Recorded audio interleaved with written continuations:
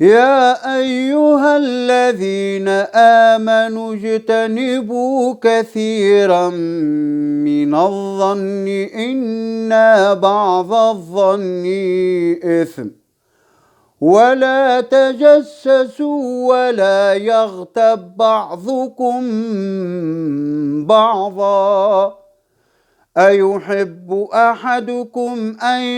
يأكل لحم أخيه ميتا فكرهتموه واتقوا الله إن الله تواب رحيم يا أيها الناس إنا خلقناكم من ذكر وأنثى وجعلناكم شعوبا وقبائل لتعارفوا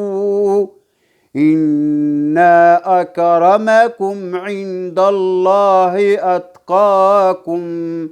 إن الله عليم خبير.